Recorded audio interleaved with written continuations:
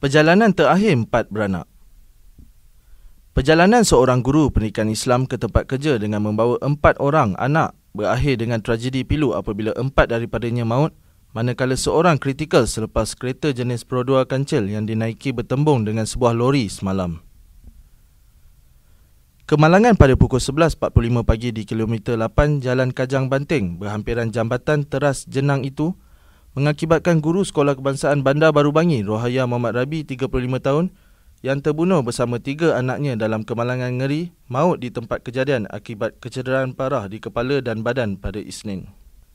Jelas Muhammad Taufik Kasim 44 suami kepada arwah isterinya, dunia gelap seketika saat berita malang itu dikabarkan. Ia saat paling hiba dalam hidup saya yang kehilangan isteri dan 3 anaknya serentak dalam kemalangan di Kajang semalam. 3 anak Rohaya yang maut di tempat kejadian ialah Nur Nabila Al-Huda 9 tahun, Nur Nabila Al-Hanan 7 tahun dan Muhammad Nabil Lutfi Al-Hadif setahun, manakala Muhammad Nabil Lutfan Al-Husni 3 tahun parah dan dirawat di Hospital Kajang.